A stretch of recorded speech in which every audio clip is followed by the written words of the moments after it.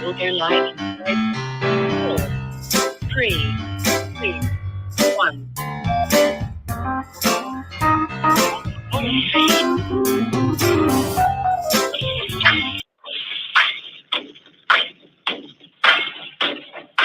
Oh, we are live in Blog Talk Radio. Let's turn it in.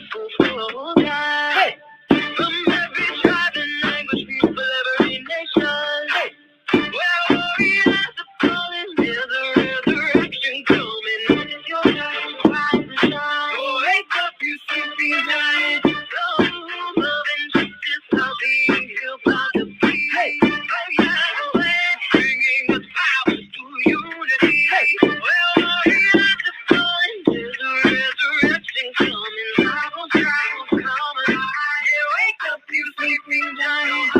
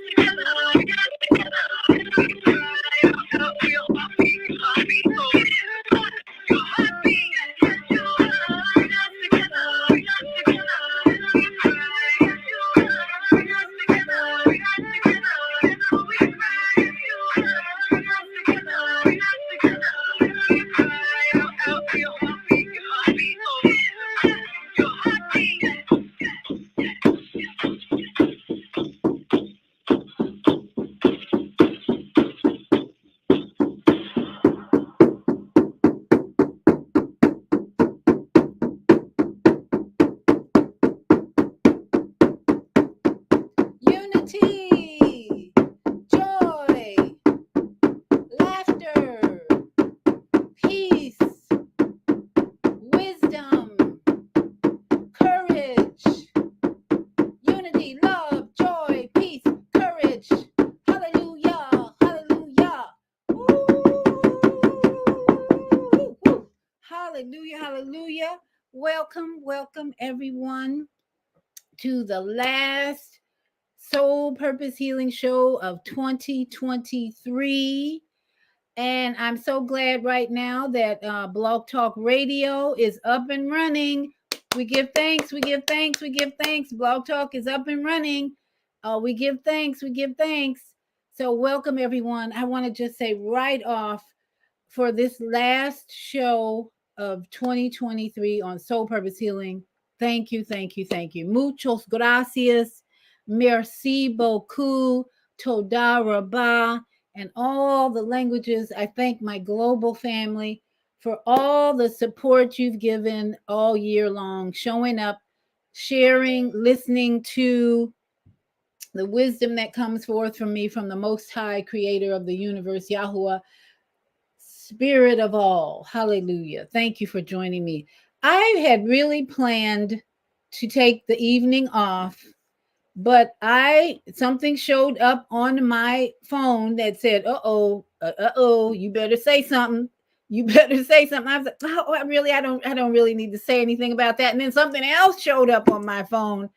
And right away, I just created a flyer and said, let's just get this show on the road. I just can't take a day off, I think, from sharing truth, from sharing light, from sharing wisdom. And that's what I am, a vessel of love, truth, light.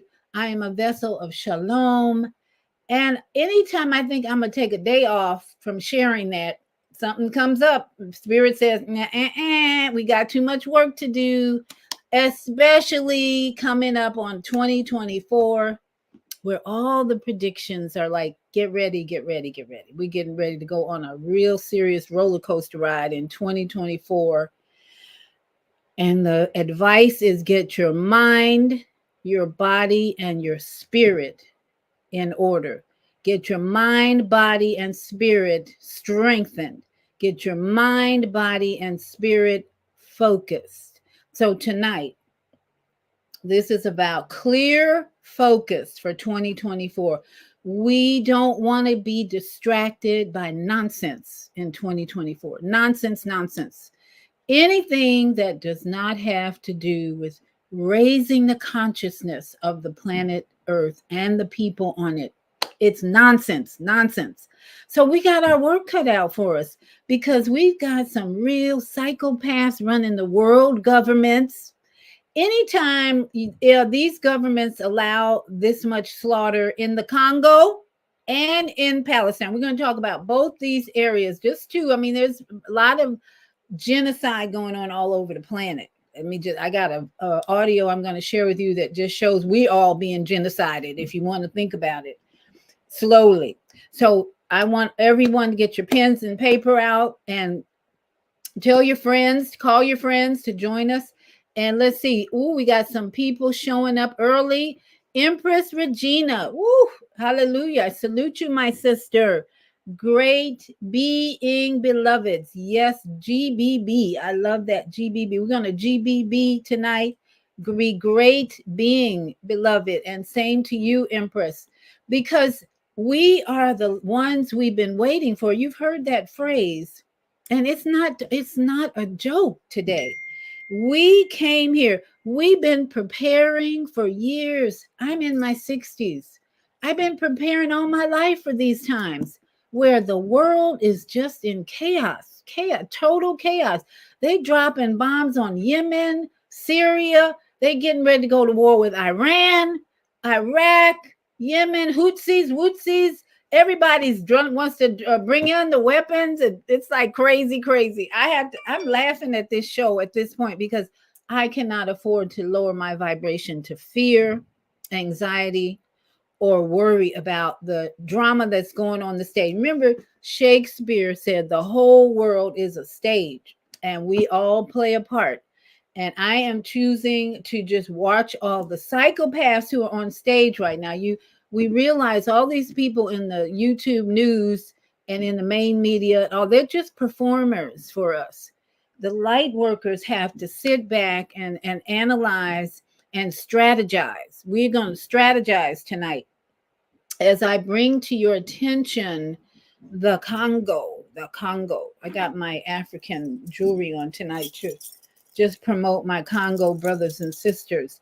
I didn't realize what it was all about. I kept hearing that there was a genocide going on in the Congo. So a lot of people haven't been able to, focus on Palestine at all because they got their own war going on in the Congo, in that country.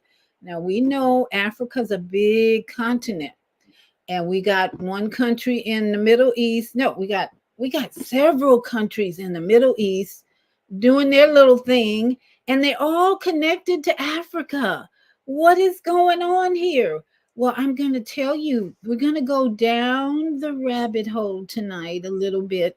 So we as light workers can gear up and get ready for action. We wrestle not against flesh and blood, but against principalities, against spirits of another dimension.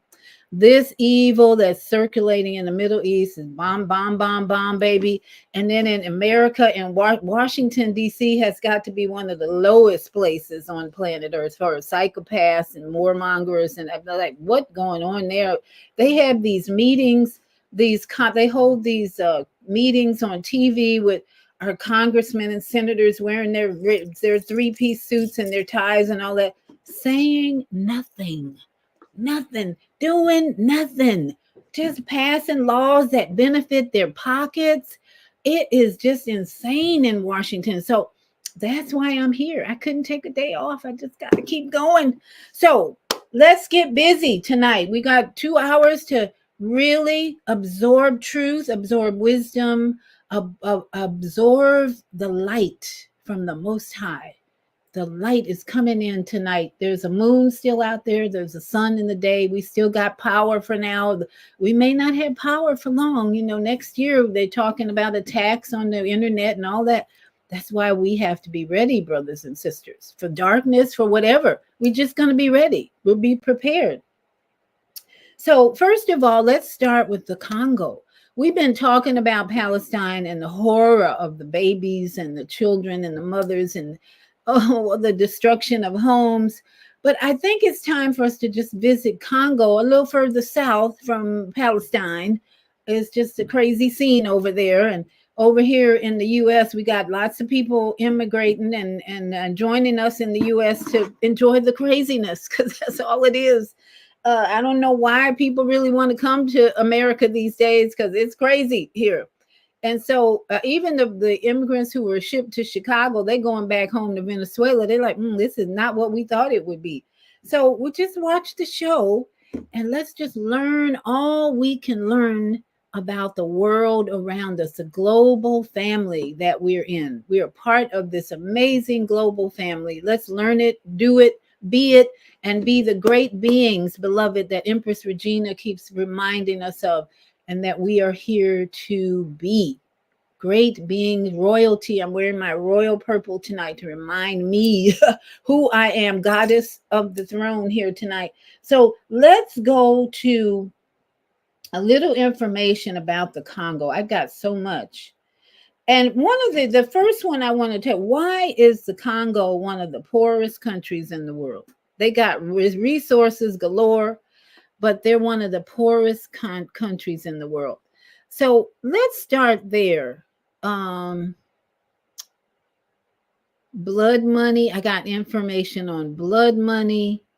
I just got so much. I hardly know where to start, but I'm going to just keep sharing all this information about the Congo until I get a hand raised or a question that you are wanting to discuss all this information, because I learned so much today about the Congo. It just blew my mind. So that's why I said I got to share this, because we need to know, why is the Congo the poorest country with all these riches in the country? And then we're going to learn what is going on in Congo that we can make a difference here in the Estados Unidos. So let's do that. I'm going to bring up the video of this teaching about why Congo is one of the poorest in the world. Okay, let's do that.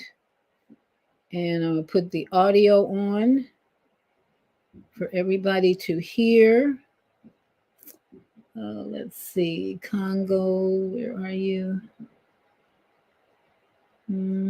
Focus. We're going to be focusing tonight. Why is the Congo the poorest country? Look at your mobile phone for a second. If you open it up, you would see something similar to this. Lots of microchips, small semiconductors, and circuits. To manufacture all of this, you need a very Okay, I'm gonna cut off my audio in Blog Talk Studio and just play because the audio is real scratchy. So I'm gonna play just the audio in YouTube. See how that's phone for a second. If you opened it up, you would see something similar to this. Lots of microchips, small semiconductors, and circuits. To manufacture all of this, you need a very special element, tantalum. So where does this tantalum come from? Well, it mainly comes from one country, the Democratic Republic of Congo. This is one of the world's poorest countries. It's impossible to estimate how many people have died in order to manufacture the phone that you have in your hands right now. Tantalum is one of the most highly demanded materials on the planet, and Congo has the largest reserves. It could be an enormous source of wealth to them. Congo is actually a country that has a lot of natural resources. Nonetheless, it remains one of the poorest and most violent countries on Earth. And believe me, the history is much more complex than those clickbait articles you found on your Twitter feed. So why is Congo so poor? Well, in this video, we're going to tell you that story.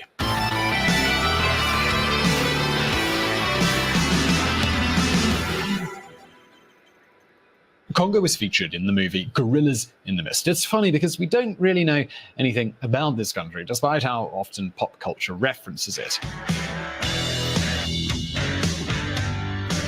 We're talking about one of the biggest countries on the planet. It has more than 80 million inhabitants living within a territory the size of Western Europe. And believe me, they have a fortune under their feet: cobalt, gold, and of course, coltan. Coltan is, in fact, the ore that tantalum is taken from. So we all have products that are technically imported from Congo in our home. Now, many of you might say, well, wow, that's really lucky. I mean, having so many natural resources, that's got to be great, right? But the reality is the opposite is true. All of this gold, cobalt, and especially coltan is actually a curse for Congo. Yes, dear viewers, Congo is one of the poorest countries on the planet. And we're talking about what's called the absolute poverty line. Most of the population lives on less than $1 a day. Starvation is fairly common, and guerrilla warfare is so common in the country that it's no longer newsworthy. But you already know this. The question is, why? And the answer is a combination of all of the bad things we usually mention here on Visual Politic: wars, bad governance, corruption, and of course, colonialism. Imagine all of this on a massive scale, and you have a good high-level picture of the Congo. Okay, so maybe that's where we could end today's video, and I could thank you all for watching and ask you to subscribe. I mean, that's why Congo is so poor, right? I mean, end of story. But you probably looked at that little red bar below this video and realized that we're not done quite yet, because the case of the Congo is unique in history. We can't even compare it with other African nations. So if you are a regular viewer of this channel, you know that we're going to cover all of the details about this country, including the result of their latest elections. So the question now is, well, why is Congo so poor? Why do we say that the natural resources are in fact a curse? And the most important question of all, can their brand new president lift this curse? Well, today we're going to answer all of these questions, but before we do, let's take a look back at the history. How to privatize a country. In the year 1877, King Leopold II of Belgium bought the Congo. And yes, you heard that right. Usually when we talk about colonization, we mean a country conquering another one. And this is where there's the first unique thing about our story today. What we know today as the Congo was a land with many tribes and a land with a huge potential to grow rubber. At this time in history, rubber was in high demand. King Leopold II, he looked at this opportunity with dollar signs in his eyes and said, why conquer a country when you can buy it? You see, this was a different time, and back then European powers thought they could do pretty much anything they wanted in Africa. On the one hand, it was a source of wealth to be exploited, and on the other, they thought colonization was kind of a matter of charity. They wanted to export European values and civilization to a land of barbarity. This is why Leopold II created the International African Association, an organization led by him that allowed him to go to Congo and create his own factories and plantations. Since the Congolese people had no private property, Leopold II could take over the land without any kind of contract. Of course, in order to legitimize this looting, Leopold II, the king of a respectable country like Belgium, claimed he would turn this free state of Congo into a civilized place.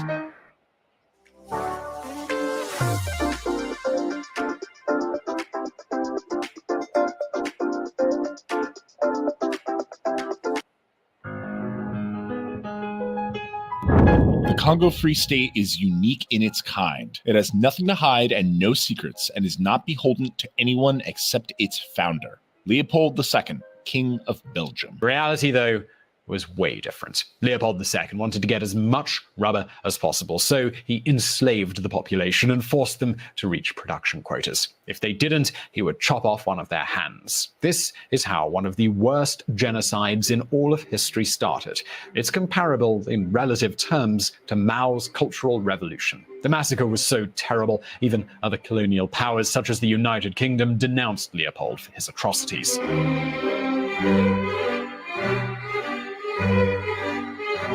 And if you want to know more about this, I've got a video about King Leopold II on my other channel, Biographics. I'm going to link to that below. But let's move on with today's story. After Leopold II died, he passed his property over to the state of Belgium. This is how Congo became a colony in its own right. Belgium's government was a little more compassionate than the king, but still the Congolese, they were kept in slave-like conditions. You see, colonialism is one of the most despicable practices in history. But if there is one colonial power that was big on brutality, it would be Belgium. And if you want to be even more angry, let me tell you that to this day there are monuments, buildings, and streets in Brussels dedicated to Leopold II.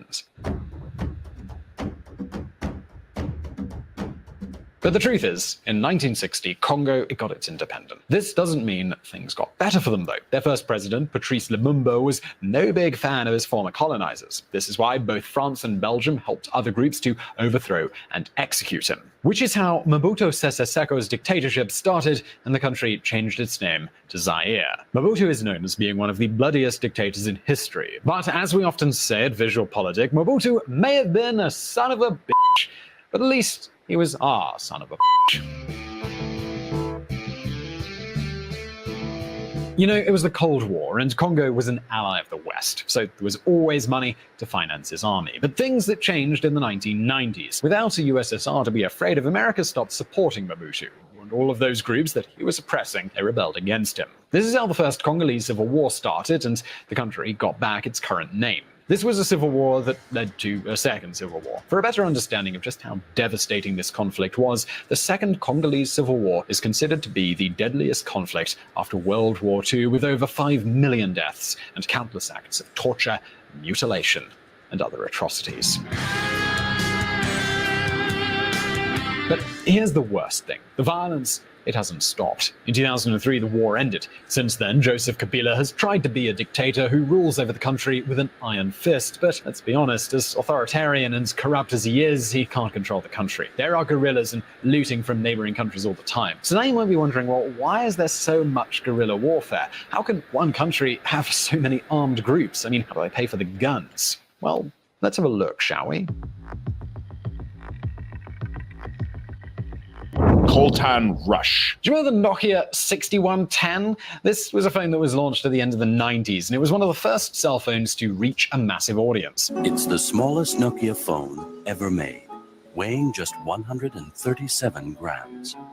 It's the perfect size for your hand and your pocket. Suddenly, everybody had a mobile phone, and this meant more and more tantalum was required to produce these phones. Until that moment, the main tantalum producer had been Australia. The problem? Well, getting that material was more expensive than you might imagine. You see, it's almost impossible to find pure chemical elements in nature. In this case, Australia had mines where you could find some ore, and after a complex chemical process, you'd get a bit of tantalum out of it. But there is an easier way to obtain it, and I'm talking about coltan. Coltan is a rock that contains a lot of tantalum, and it's very cheap to refine. Guess where you can find the biggest coltan reserves on the planet? Well, yep, they are in the Congo. Basically, Congo is the Saudi Arabia of coltan.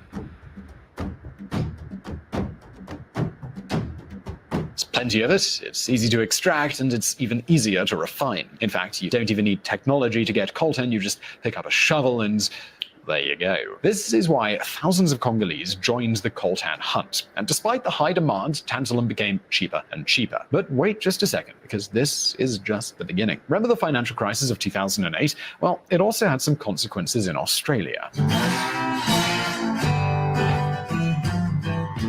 GAM closes Wagina tantalum mine. This mine was the world's main tantalum producer. Its closure meant that tantalum prices skyrocketed. It's hard to estimate the market price for this material because, unlike oil, there are no public indexes. But according to some consultancy firms, tantalum prices almost doubled from one year to the next. And well, what was the consequence for the Congo? Well, yeah, there was the coltan rush. All of a sudden, everybody was willing to sacrifice their lives for a fistful of rocks. And this is where warlords enter the picture. Most of the guerrillas were financed by selling coltan, and the more they sold, the more violent they became. We're talking about such a huge massacre that even America had to pass a law for it. Dodd-Frank Act becomes law. Basically, the Dodd-Frank law was meant to protect consumers. One of its sections referred to so-called conflict minerals. One of these was tantalum. According to this law, companies buying tantalum should know where it comes from. The problem, in a country like Congo, it's almost impossible to control the traceability of a mineral, especially given that there are almost no mining companies. Yep, you heard that right. It's mostly just common people going to the countryside to extract rocks and sell them to a man who will sell them to another man, and finally it ends up inside of your mobile phone. In many cases, Rwandan miners cross the border, exploit the mines, and go back to Rwanda to process it. As you know, Rwanda is a country that's growing really fast and offers much more security in legal, political, and physical terms compared to Congo. And if you didn't already know this, here's another video we made a long time ago telling that story. In fact, if you want to know more about these kinds of things, you really should subscribe to this channel and, hit that bell button so you don't miss any posts. But let's go back to our story. Many of you might wonder, since it's so profitable, why aren't any big companies mining it? I mean, surely there must be incentives to create companies that can mass produce coltan. And the answer to that is, well, there aren't. So why? Well, here's an example.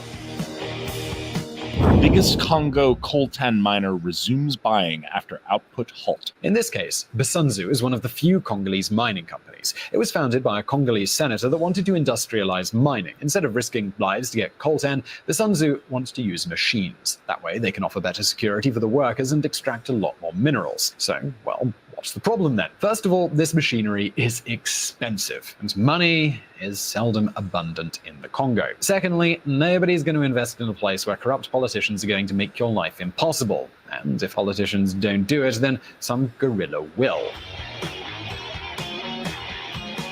So, well, what happens then? Well, nobody invests in this industry, and those who do, like Bisunzu, have to stop their production all the time because of smugglers and warlords. And this is how we can understand the vicious cycle of coltan. The more demand there is, the more incentives there are for warlords to exploit it, and the more warlords we have exploiting coltan, the less incentives there are to create an industry that would provide quality jobs and create real wealth.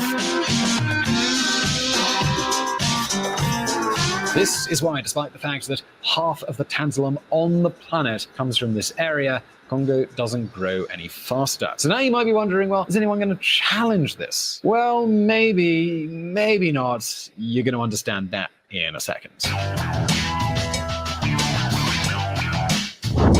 The big fraud. Remember Joseph Kabila, the Congolese dictator? Well, in the year 2018, he had to resign and call for elections. In fact, according to the Congolese constitution, he should have done it before, but dictators gonna dictate. As you might imagine, 2018 could not have been more rigged if it tried. Kabila's opponents only had 1 or 2 electoral cabins. Citizens also had to vote with tablets that nobody knew how to use. And as you might imagine, no international observer accepted this process.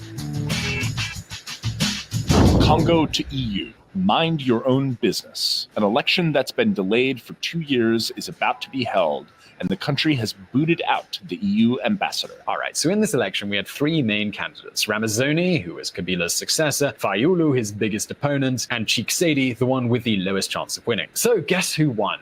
No, it wasn't Ramazani. The winner was totally Tshisekedi, and here's where the debate starts. According to all the organizations observing this process, including the Catholic Church, the process couldn't have been dirtier.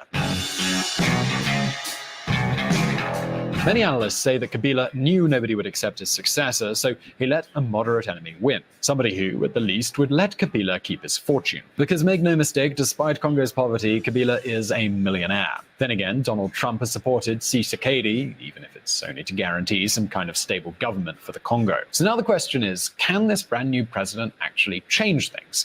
Well, the truth is that he does have opportunities.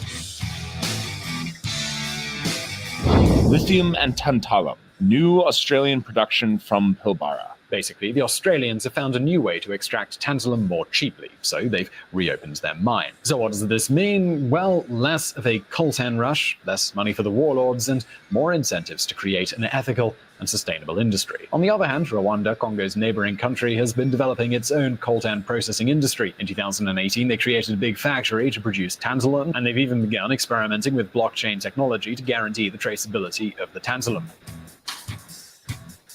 This means it will now be easier to know where our tantalum comes from. So now this new Congolese government can partner with Rwanda to create a coltan industry that generates jobs and growth. But here's a question for you. Do you think the Congolese government will be willing to do so? Is this brand new president going to end the rampant corruption in order to help his country escape poverty, or will we continue to see Congo as poor as always despite its enormous natural wealth? Well, please leave your answer.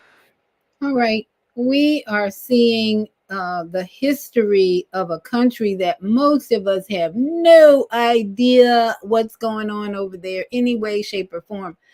I, for one, am always interested in history and how we got to where we are today. That was fascinating me. I hope you all weren't bored with it. But Naima, let's see, first of all, Zelda, our Monday morning host, says, grand evening, traveling queen sister. Wow, looking forward to Mind Awakening show. That was mind awakening for me today. And that was the first time I found out about coltan and the Congo and all the corruption. And Naima Latif says, is the world population willing to ignore this atrocity because they think they'll have to give up the convenience of a cell phone? Well, that's such a good question. And I thought a lot about the cell phone as the more I researched what's going on in the Congo and this material coltan that everybody wants and needs. I thought, we're not going to give up our cell phones, but we certainly do need to be wiser about how to use them, when to use them, and how we can change the corruption in governments. You know, all this taught me the Congo situation. All governments are corrupt. I haven't seen one government lately, this year especially, that is honest, upright, righteous, moral character going on everywhere. No, they're all corrupt. So what does that tell us? We cannot be putting all our eggs in the basket of electing honest people in a huge corrupt government. Our government is, in my opinion, we need to get everybody out, move everybody out of the United States government and start from scratch. I don't see any way that this government can be revived, revealed, or restored in any way. But what is our individual responsibility? That's what we want to look into tonight. What can I do to make a difference in 2024? Let us be clearly focused by the end of this show on what my individual role is to stop the corruption, to look at the colonialism and how it has destroyed countries, people, and more. And if I don't see any questions or hands up, let's see, Blog Talk. I have a hand up in this Blog Talk studio. Yay! People are in the Blog Talk studio. We got Blog Talk studio working today. Thank you. Yeah, thank you. I prayed over this all evening. Like, all right, I started commanding Blog Talk to act right, be straight. So let's open the mic and see how well Blog Talk can transfer the voice of 706-202. I believe that's Brother Kwame Sunhorse. Kwame, are you there? Happy Kwanzaa, Habargani. All right, it's Kaumba. It's Kaumba tonight. Creativity. No, it's Nia, purpose. No, tonight's the 6th night, isn't it? I think tomorrow's the 1st. Huh? Yeah, but okay, it started on the 26th, so I think it's Kaumba, or it's either Nia or Kaumba, but we'll work with both of them. Nia. Okay, all right. But either way, it's what is our purpose? What are we, and this is what your show is.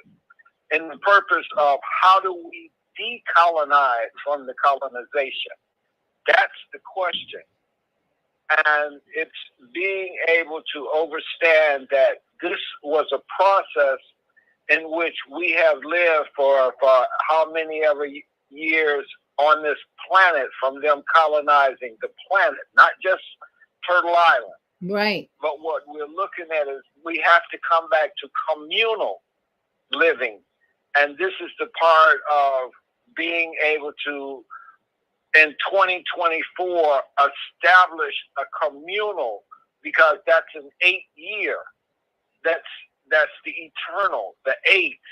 And so how do we unify from this unity that we have had perpetuated, and the training process that we've been through from generation to generation to generation, even my generation, our generation, is in that time. But what we're looking at is they're using new tools of the AI to increase the mental illness. But what we have to go back to is the DI, the divine intelligence, being able to know that their power of our Creator is greater than what man can create, because even with his greatest computer, he cannot copy or reproduce what this earth and nature does. They cannot, because there hasn't been, all the computers put together cannot reproduce the consciousness that's in the Wood Wide Web. Now, you know what I thought I've been thinking about, Kwame, as I look at the colonialism and the wars, and especially the country Belgium, how they went into the middle of, where is it? Belgium is way up north outside of Africa. And yet somehow, these colonialists found their way into the middle of Africa, all over Africa, killing, destroying, kidnapping, taking over, genocide. And I couldn't help but think there's some karma in all of this, because I don't think it's any accident that these atrocities have happened. And it's like, where's the Creator? Where's the spirit of love? Why is this all happening? And I think it has to do with karma. So I'm going to leave that there for a minute while we go to a commercial. I got a note from Naima Latif that we are ready for a commercial. And when we come back, I please, everybody think about the karmic influence on all these atrocities, the genocide, even what's going on in Palestine. There's got to be some karma involved, because it's just no accident that these things have happened and that have killed people, destroyed countries, and then we had to rebuild, and the Belgians and the UKs, the British and all of them, they just keep rolling along doing their evil. And I'm like, when is it going to end? It ends with us, I believe. So let me go ahead and open up, let's see, Naima Latif's mic and see if she has some commercials that she wants to play. And then we have a caller in the Female Solution Studio. I guess the Female Solution Studio is also working tonight, Naima, Blog Talk Radio.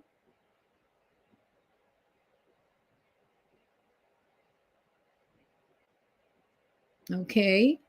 Your mic. Do you want to live in a world without war? Join our global peace movement. Heavenly Culture World Peace Restoration of Life transcends culture, religion, ideology, and other boundaries to achieve peaceful harmony and the global society. HWPL is committed to bringing world peace and cessation of war through peaceful dialogue between religious groups. I am Director Shin-Soo Kim of the HWPL Chicago branch of North America. Join us for our next gathering. Call 773-580-1501 and be a part of the movement for world peace. Email us at chicagohwpl@gmail.com.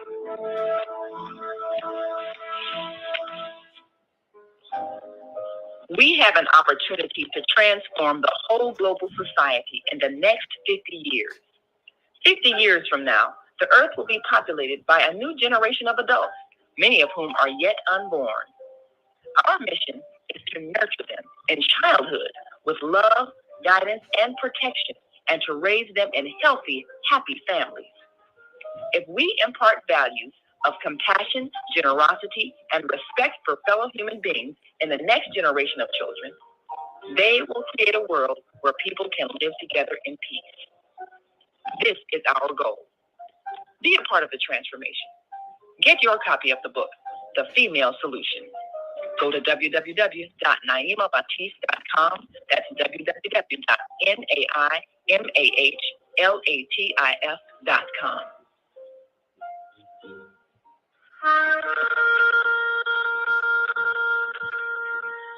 I'm Beata, your holistic life coach. These days, it's more important than ever to work on your physical, mental, emotional, and spiritual health. Are you consciously breathing deeply in stressful moments? Do you have a plan or daily routine to maintain balance in your awesome body? Are you struggling to be disciplined in your eating habits? When you partner with me, I'll help you develop a personalized health plan that works for your particular lifestyle. You can find out more about me at yourholisticlifecoach.com, where you can also review my 3-step protocol to guide you to abundant health. That's yourholisticlifecoach.com, and I'm Beata.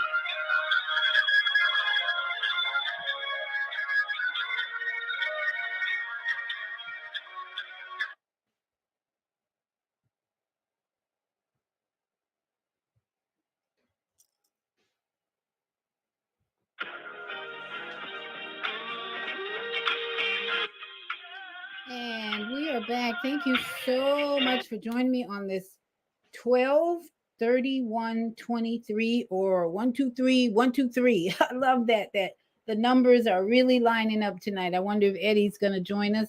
But we're talking about having a clear focus in 2024. So let me open up Naima's mic, because she said we have a caller, 314, I believe is the number. And Naima, if you want to open up their mic. We're talking about staying focused in 2024 on the lesson. So with all my callers, please focus on the lessons from the Congo and Palestine. What is our lesson to move forward in 2024? Hello, Beata. How you doing? Grand evening. It sounds like, is this Pianke? Yeah, this is V. Right. Okay. What's your Kwanzaa greeting? I don't know the Kwanzaa greeting. I just know it's either Nia or Kuumba tonight. Purpose and creativity. It's Kuumba. Kuumba. Okay, creativity. It's Kuumba. But we're moving and when forward. you tell somebody Kuumba, they will tell you Kuumba, Asante Abargani Kuumba, Kuumba, Asante Abargani Kuumba. But getting back to your major topic. Sounds good to me. Black Americans, any group of Black Americans, to get equipment, go over and not only mine, but process coltan. Matter of fact, the U.S. Trade and Development will give you grants if you use American equipment. Rather than sitting back complaining, it's easy to do. Now, that's the importance of having young people come up with an education in those disciplines, like geology, for instance. And if you don't have that, well, then you're going to miss out again. So, yes, I agree on your comments on decolonization. The biggest culprit in that was Britain. Yes. If anybody owes restitution to the countries, it's that damn Britain. And that damn government that's in Israel, that is a very corrupt and racist government.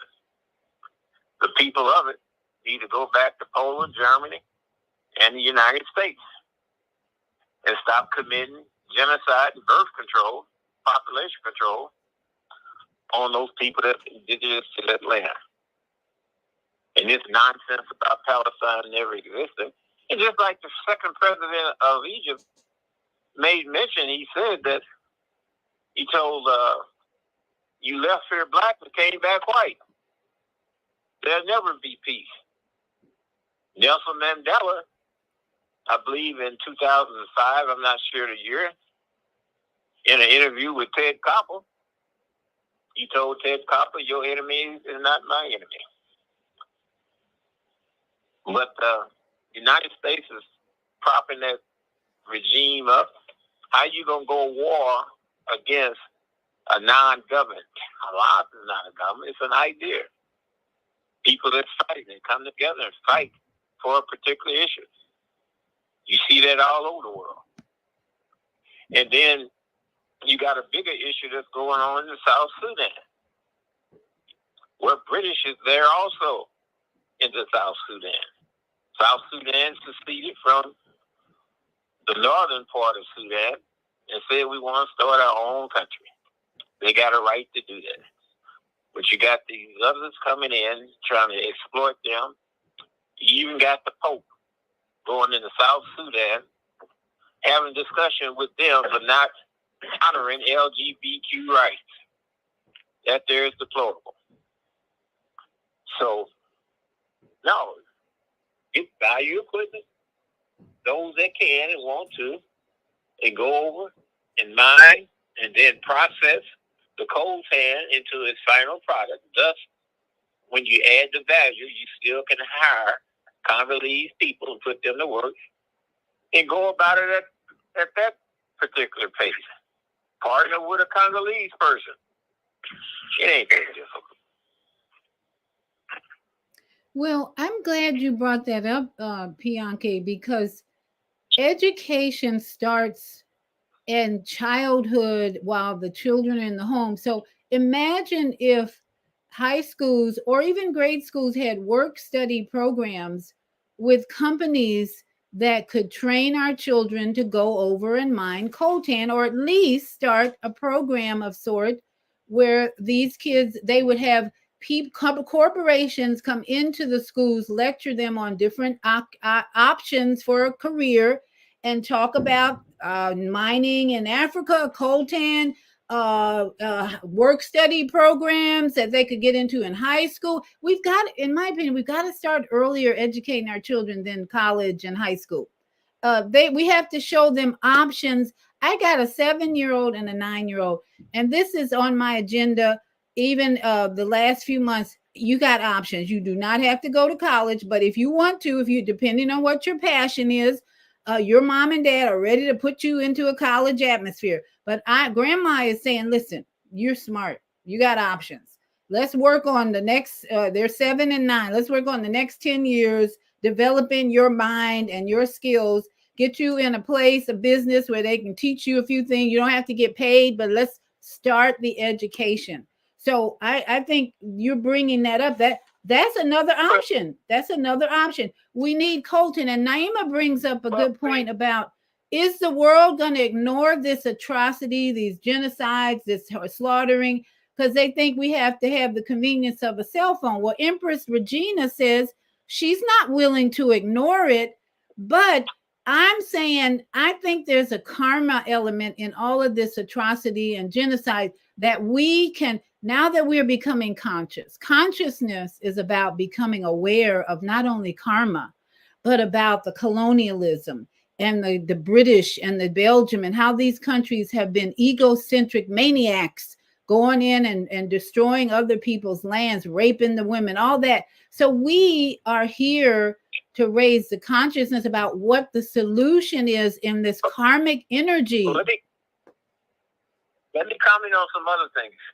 Go ahead. You talk about Belgium. You know, it was Leopold II, King Leopold II, who, during the Versailles Treaty, when he carved up Africa, he looked at Belgium as being his own country. Yes, yes. That's what And as they went to extract rubber out of there, you know, Leopold was responsible for killing about 10 million Belgians. And they had kids working, harvesting rubber. And if they didn't meet their quota, their hands was cut off. Right, that's what he was saying. Now, here's the thing. If you go to Antwerp Airport today and you're on a layover, just take a walk through the airport and visit some of the candy shops. Some of those candy shops got chocolate candy in the form of little hands. Well, what did that remind you of? When Belgium was cutting off the kids' hands for not meeting their daily quota. That's what it reminded me of. There's nothing to say about it. So I don't know what to tell you. But I know one thing. Rather than complain, educate your kids, put your cartel teams together, and go over to these countries and provide them with the equipment and technology to extract and process into finished products, value added, VAT, there in their land, rather than exporting the raw materials to go someplace else, thus by putting other people to work, and they're reaping the benefit of the raw material that's needed for what you just mentioned, like cell phone. And one other point. Your kids should be thinking about mining asteroids. That's going to be the next big thing. Asteroids have minerals, gold, and other things that you don't find here on Earth. You got to introduce those type of ideas to them and then let them run with it. Okay, so Pianki, have you thought about going into your local elementary schools or high schools and showing them options that they can consider while they're young? Well, I work with the National Society of Black Engineers, NSBE, and they do a good job of producing young blacks in the STEM fields: mechanical engineering, computer sciences, petroleum engineers. They do a good job at that. But they can't do no better of a job than the children that's entering into these universities. They cannot hold their own. That's because the education at the lower levels is just pitiful. Well, we know it is. Okay, that's why we want to be clearly focused tonight that 2024, we have to create our own educational system for our youth. It is totally broken. They have dumbed down the children, especially in the United States. They're not learning what they need to learn to be successful entrepreneurs or even get into college and be successful. So Naima Latif, the Female Solution, we're creating a school of peace, and we're working on an agenda or a curriculum that is relevant to today, and that especially with the knowledge we have about these wars and so forth. I have another audio I want to play for you. It's a women in the Congo giving their perspective on what is going on in their country. It's so poignant and so personal that I want to share this with you so that we can get the female point of view. But this is one of the women in this grew up in the Congo, and we get her perspective, which is really important, I think, to see and hear right now. So I talk a lot about France on this channel because it's very important to highlight some of the atrocities that happen on the African continent. I've also realized that the world is talking a lot about Israel. It's talking a lot about Palestine. It's talking about Ukraine, but nobody talks about DRC. You know why? Because to the rest of the world, it's just some random black person dying in a country in Africa. Why should we care? I'll tell you why you should care. Because the hand of the West is in this. There are chaos in DRC. The people are not innocent, but you cannot tell me that you will fight your brother, your neighbor, your own countryman for 30 years. To what end? To what end? If you were fighting genuinely for 30 years, you run out of resources, you run out of the energy, you run out of the motivation. So why is there still violence in DRC that leads to the death of women, children, young men, and the world could not be bothered? It's not because we're Africans, it's because they have vested interest in DRC. The Western world benefit from Congo. Now, understand that your phone and your technology will not be technology without countries like my country. For those who doesn't know, I am having a hard time having sympathy for Israel and Palestine because my country has been going through the same the last 30 plus years and nobody ever speak about it. The news does not broadcast it. People have no interest in learning or protesting about my country. Hello there, how are you doing? Welcome to another episode of our conversations. My name is Indira Ganga. I'm a business journalist by profession and a digital content creator. I love coming on here talking to you guys about Black people that look like you and me, Africans, our empowerment, and how we can rise up and take our rightful place at the global stage. You can connect with me on social media at Indira Ganga. I am back finally to posting a little bit more actively, not to jinx it, but yes, I'm trying. And I also want to take this opportunity to say thank you for watching my content from the beginning of the year till now. To those of you that watch this video, like, share, comment, and even reach out to me privately, thank you so much. And as a gift from me to you, this December, we put a pause on the politics so we can get into, the festive season mood and have something special for you. I've always told you on this channel, I'm very proud to be an African born and bred on the African continent. And I want to share that with you from my perspective, as someone who's seen the best of both worlds. I want to show you Africa, and I'm always the first person to condemn things when they're not going great on the African continent. But I also think there's so many things here that I can share with you that are lovely, that are beautiful, that you can indulge in. So this December, stay tuned. The first country that we begin exploring is Rwanda. Now, let's get to today's video because also Rwanda is a neighbor to DRC. And DRC breaks my heart. I'll tell you a little bit. Let me humanize this because most of the time also, when we hear about these African countries, it's just always poverty, hunger, disease. Before I talk about the problems in DRC and who is behind them, let me just tell you the DRC. So I did my first 14 years of primary school in the city in Nairobi, and then I went to do my high school 14 to 18 in the village. And also I did 18 to 22 college campus university in another small town. And when you live outside of the city, in the city, television is really big. Now please do not take my words out of context and start saying Africans are poor. No. Just that television is the biggest medium of communication in the cities. When you go to the villages, radio is the biggest medium of communication because it's a form of intimacy that comes with radio. And in Kenya, we have like vernacular radio stations as of many other African countries that either speak English or French or Portuguese as the main national language. We have our own vernacular languages, and that's how I learned my mother tongue and my father tongue. Now, on the radio, they would play music from DRC. And it was just beautiful music, the melody, the sound, the arrangement, the vocals. And when you watched their videos, they were always dressed in beautiful African fabric. They had their makeup on, they would dance, they would wind their waist. You should go check Milia Bell. So this song she has, Nake Nairobi, she's dancing, One time I was listening to a song on the radio and my mom was like, we used to dance to that song when we were young.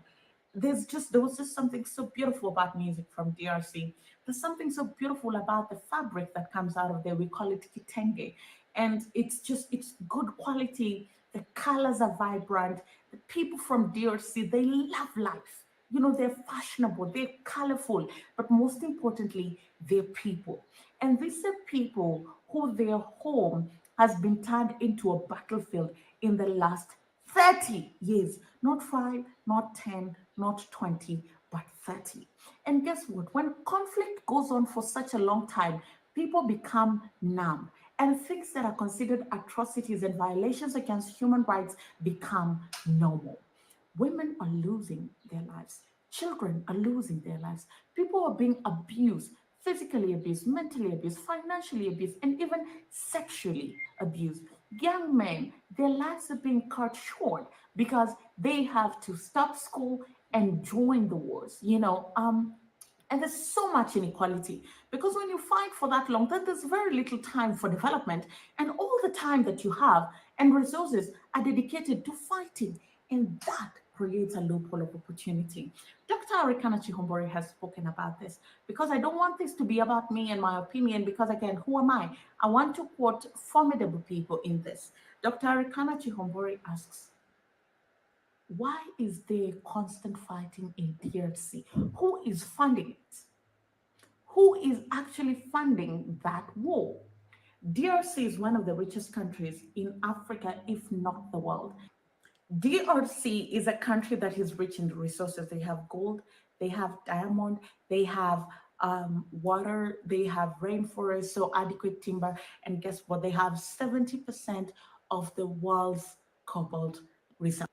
Now, for those of you who are confused about DRC, the name is I believe it's the Democratic Republic of Congo. So she keeps referring to Congo as DRC, but it's the same country. And this is what powers your lithium batteries, the batteries on your phones, the batteries on your cars. And so, why is it poor? And why is there fighting? Can you put two and two together? Why? I have been in a room where somebody said that deals get brokered in exchange for weapons. DRC gives away its resources, and then whoever is in office gets weapons to ensure that they keep fighting. So you think that these people are your friends and they're helping you fight rebels? No, no. What do they give you in return? They give you some money. They allow you a visa because now your country's messed up. You can come to our country and get medical care, and your children can come and live in our country and they can get education from Europe. At what cost? At what cost? But don't take my word for it. Here is a video from somebody born in the DRC who understands what is actually going on. This marks the potential start of a third world war, and we will soon be hit with a silent, untraceable attack. I have been trying to make this video for the last 30 minutes, and every time I start, for some reason, I just freeze. And I want to talk about Congo. So for those who doesn't know me, I was born and raised in Congo, and I have experienced most of the violence that is happening in Congo. Now, I know a lot of people don't want to talk about it or don't have the knowledge of what's happening, and I can completely understand why. It's because the Western world benefit from Congo. Now, understand that your phone and your technology will not be technology without countries like my country. For those who doesn't know, I am having a hard time having sympathy for Israel and Palestine because my country has been going through the same last 30 plus years and nobody ever speak about it. The news does not broadcast it. People have no interest in learning or protesting about my country. Now, you could call me cold and selfish, but I have seen a little too much of violence in my country for me to have sympathy for any other country. And if you want to come for me, please, before you do your little research so you can understand. I grew up in a war zone, so I've seen it all. I've seen all of it, from assault to children who are unalived to adults who are unalived to you name it. I've seen it all. Basically, what I've experienced in Congo is so horrific. You could make a horror movie about it. The things you do see in a horror movie, it's most of Congolese realities. It's most of families in Congo realities, the things that they're dealing with in real life. But of course, the word is silence. Nobody talks about it. Nobody cares. You see a glimpse of something. And if you do see something that's happening in Congo, it's always putting it back to Congolese people. But really, if you dig deep, you see that Israel, United States, England, they all have their teeth dug into Congo because of the diamond, the gold, the benzene, coltan, mineral, all that. They are benefiting from it. They are getting those resources to advance their countries. And it's very upsetting. It's very sad. But again, you're not going to hear about it unless you do your own research. So I urge you to do your research and understand, and please continue posting these videos because the world needs to know what's happening in Congo. Congo has been dealing with this for over 30 years, and it's time. It's exhausting. It's exhausting. See, this is not a matter that I will just do a video and leave it at this. I'm going to take my time and immerse myself in as much research as possible. And come next year, when we go back to making these political videos, I'm going to do a series just documenting where the conflict in Congo began, the atrocities that the Belgium committed in Congo, the effects of the ongoing fighting, the resources that DRC have and who benefit the most from them, and why is DRC still poor and in conflict. So that is a series that you can expect from me. This was just an introduction to open your eyes to the fact that while we are praying for Ukraine and marching in solidarity with Palestine, let us not forget there's a silent genocide happening in DRC Congo. And yes, they might be Black, they might be African, we might be children of a lesser God, but it doesn't make what is happening there right. Most importantly, because that violence is manufactured violence. Thank you very much for watching. I'll see you again. Now, I'm not sure what she means by children of a lesser God. Who put that lie into her mind to even speak that nonsense?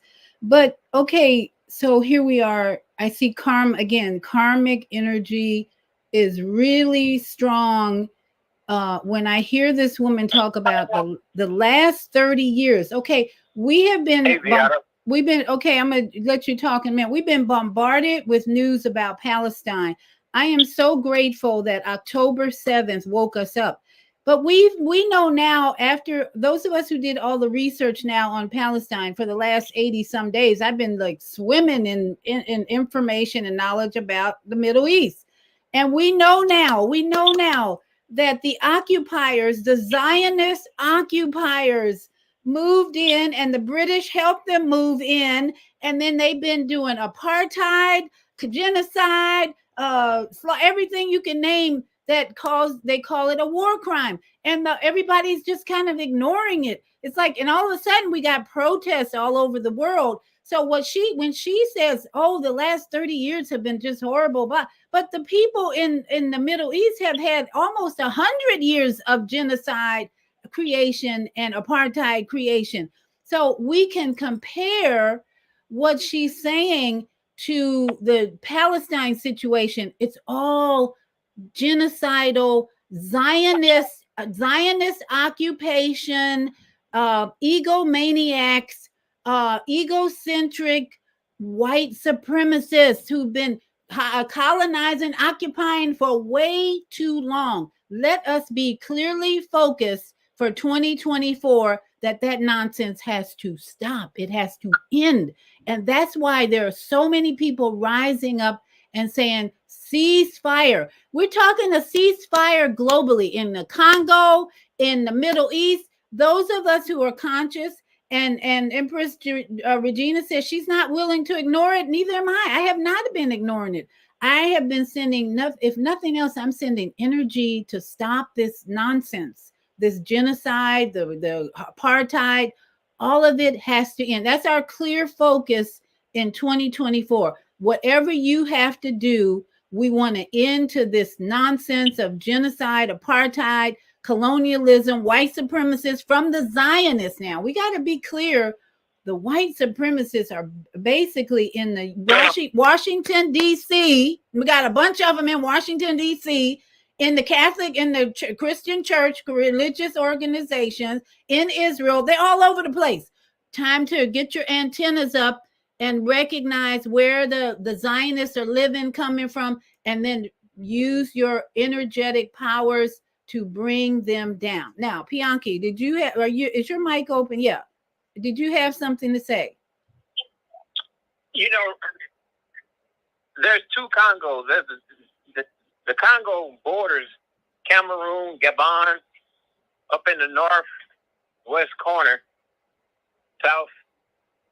southeast corner of Cameroon, for instance. Then you got the Democratic Republic of Congo. But no, you're absolutely right. The United States needs to stop giving that country Israel, that government Israel, the money that it's giving it. And all they're doing is discriminating against Palestinian people. But more importantly, the Beta Israel, House of Israel, that's the Agza people there in Ethiopia, in Gondor.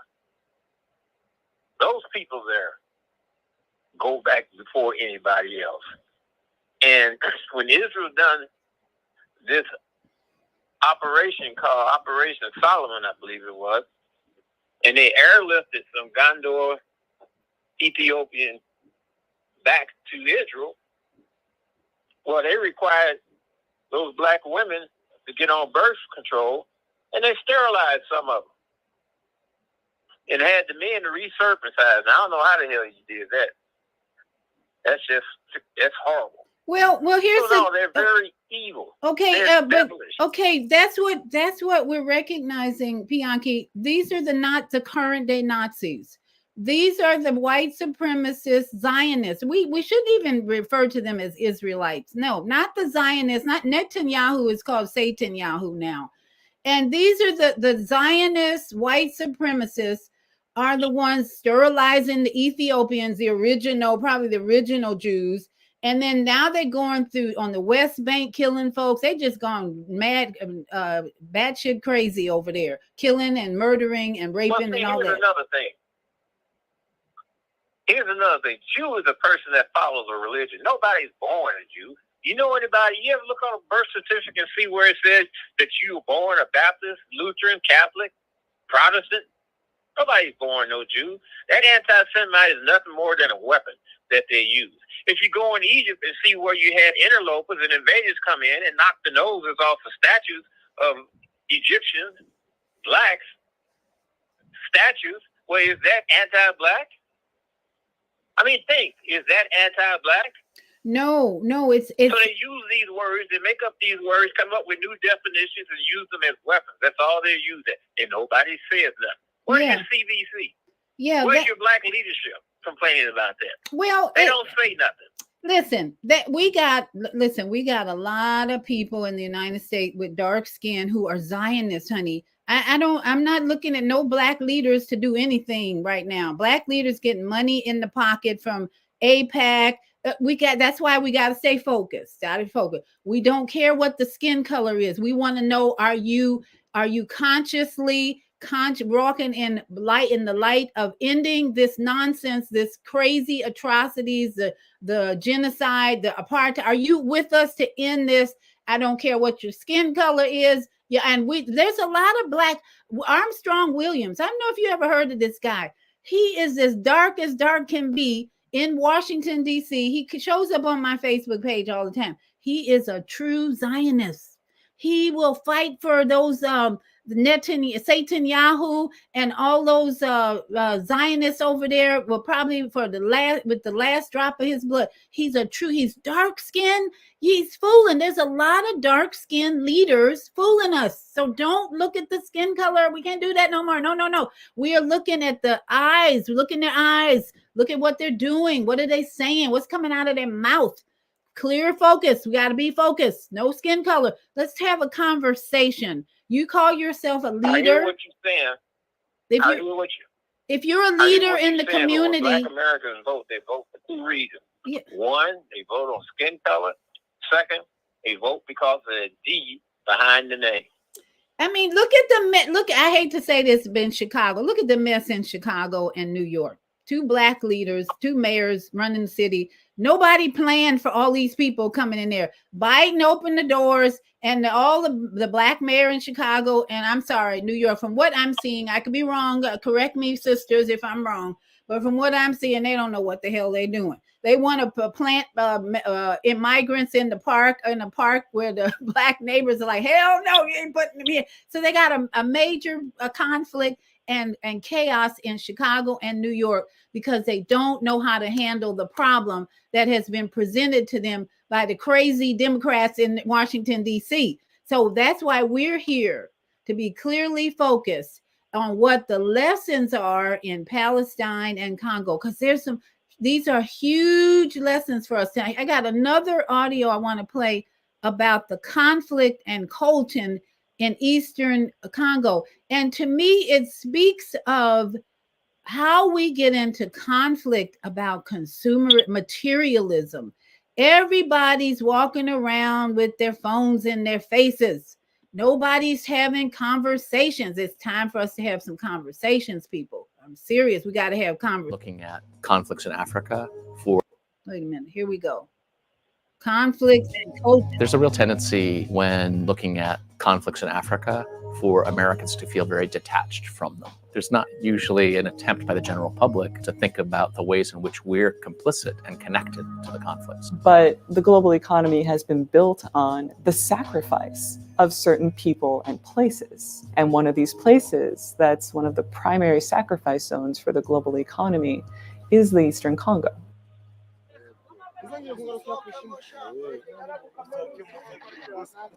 I've worked for USAID and the State Department a couple of times to look at issues of human rights in Congo. A number of people came to me and talked about being employed as slave laborers to mine coltan. But at that time, I'd never heard of coltan. The importance of coltan as a conflict mineral is absolutely related to the proliferation of consumer electronics and mobile devices. You'll find coltan in your laptops, your cell phones, your Blackberries, your iPads. You will find it in any portable consumer electronic. And the importance of coltan, not just in our everyday lives, but as a revenue source for armed groups of the Congo, is something that has exploded over the last 25 years. Much of Congo is relatively peaceful today, but there is a region near the Uganda border. It's a region that is mountainous and heavily forested and has a lot of minerals, including diamonds and coltan. This one corner of the country is still doing very badly. In the worst cases, people are digging these things out of the ground under threat of violence to themselves or their families, often at gunpoint, often using rape as a means of coercion. That doesn't even get into the conditions under which they're working. People are often working barefoot. They're spending many hours a day in standing water. It doesn't matter if people are sick. It doesn't matter if women are pregnant. It doesn't matter if we're talking about children who are 5 or 6 years old. Everyone is brought to work into the mines. The question of how this is all allowed to happen actually brings us to some very ugly truths. Many of the cell phone manufacturers and computer manufacturers will wash their hands of it and say, oh, well, we're not involved in this mining. But the reality is that they're driving this. And frankly, we're driving it because we want low-cost products. The people who are producing products for us should be living much better lives than they're living. And right now in Congo, they're not.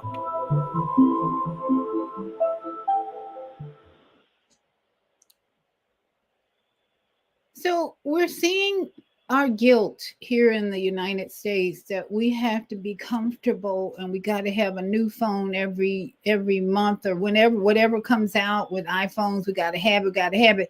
So being focused in 2024 means to start being a minimalist, start being less consuming, start looking at everything you do more consciously, and how it not only affects you, but it affects the Congo and it affects the people in Washington. If you're not demanding a ceasefire at this point, then that's why they're still dropping bombs. I don't know if you realize it, how many people are paying attention. We are in World War III right now.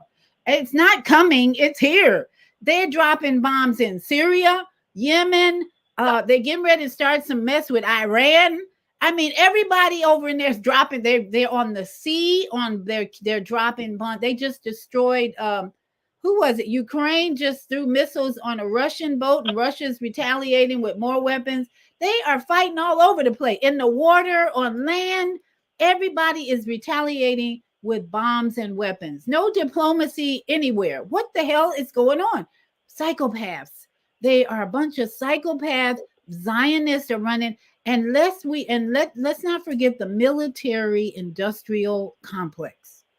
That's a rabbit hole that we could be in for days and weeks and months. Going back to Eisenhower, who warned this country, be careful of the military industrial complex.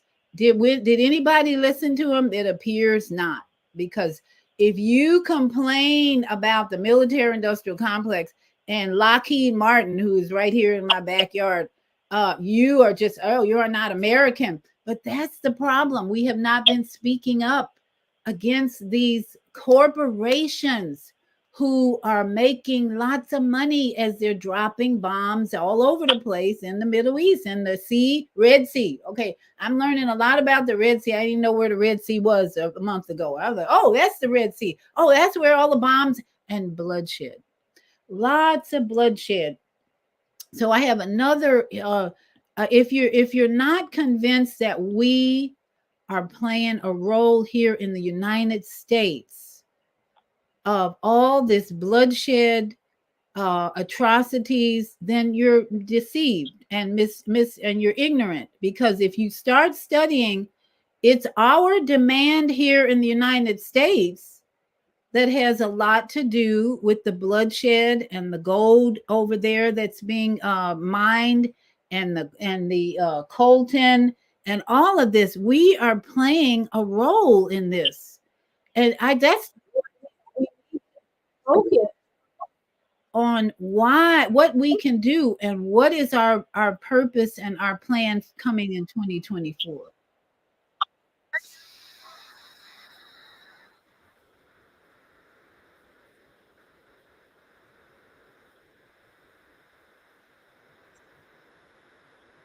I've been raped 5 times, she said. If you choose to work the fields, you've accepted that it will happen to you. The rebels are here because of the gold. We are suffering for the gold.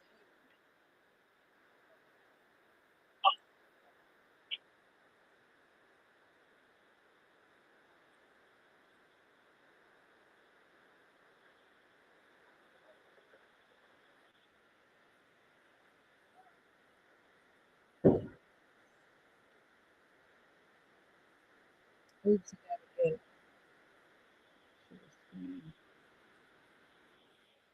Gold in the jungle, okay, I'm gonna but start that over Casserite. again.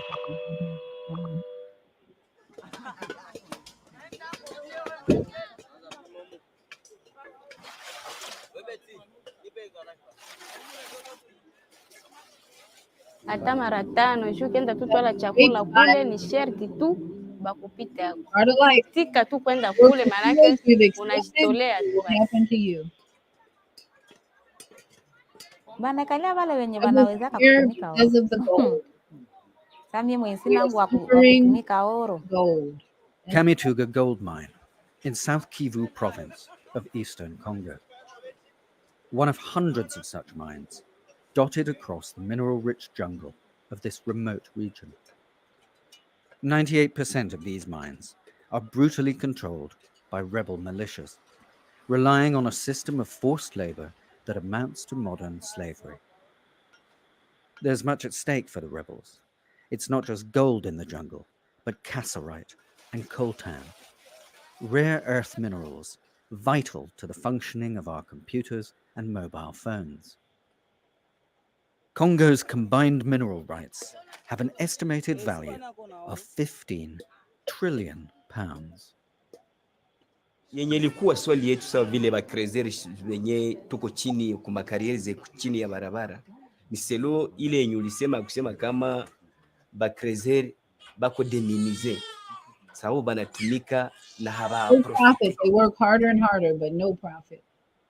Ni kuona Line benye off recipe. bakamata charge ya ile Only makarie in it for ni themselves. maendeleo proprietary zao banajitumikia. haitumiki kule chini. Wazazi respondre. We get 500 francs a day. Hakuna ordre kusikia wakapiga watu Workers kinyama are eaten like animals. Much of the workforce is made up of women. These women have fled their villages due to a campaign of murder and sexual violence that has made their traditional way of life impossible and compelled them into the backbreaking labor of the mines to survive. Even here, they are preyed upon by their captor employers, beaten and paid a wage on which they can barely subsist. Ni kwenda tafuta chakula kule kupori juu watoto bakule ndio akakutana wale bajambazi na bakamuua. Killed him there. Maisha yangu ya mbele ya vita ilikuwa tofauti juu tulikuwa tunalima ile mashamba, tunaleta ile miogo na ile sombe tunakula. Lakini tangu vile bautu baliingia mpori, hatupate tena gisi ya kwenda kushamba ya kuleta ile sombe na njoo tunakamatisha tu kazi ya kutwanga maiwe. Juu tuone tutapata ile msaada ya kulisha watoto. In a cruel twist, the rebels' new practice of kidnapping women, then ransoming them back to their villages, makes the women complicit in funding the militias that persecute them and places them in debt to their neighbors who shun them for having been raped, referring to them as Hutu wives. The debt forces them off the land and into the mines to repay their neighbors. From the local market. Mafuta. I needed langula mafuta. Na wakatubeba mpori. Way back we were ambushed. Tulienda mpori na wakatunyang'anya mafuta zote tulikuwa nazo. Everything we had, even Mimi na kupiga vilikuwa hivyo mandizi tu na ndio wanatupatia tupige. Na kwenda shota tu maji. they even guarded us. Na kwenda shota maji tunaenda nao. Makuta kaliba. We went by that. Wakatulomba mimi dolari. Ransom money. Ndio tutoshe mbele kutoka kupori. Bakanitumaka. Me free and sent me mie to my village. Bakanituma mie peke. Wenzangu bakabakia ini. Ende lomba makuta. While the rebels nikakuaka lomba makuta. women. Kwenda na lomba makuta. Shibote kwenda. Nilukiaka nabo na tukenda na lomba na makuta. Shefa akaenda na kongolaka makuta mwingine. Vitu batu batoke nini mpori. Na mpaa hivi tungena kalana madeni zimwa zenye atamalizaka beba. Now we are all in debt to the village. The US Securities and Exchange Commission is due to announce new rules to clean up extraction and processing of conflict minerals in eastern Congo. Many US corporates want these new rules diluted. In the meantime, Congo's unregulated gold and mineral rush, fueled by our insatiable hunger for state-of-the-art appliances and cheap jewelry, perpetuates and fuels a savage conflict, a system of slave labor and the continuing suffering of ordinary Congolese men, women, and children. They raped me the same day my husband died. Money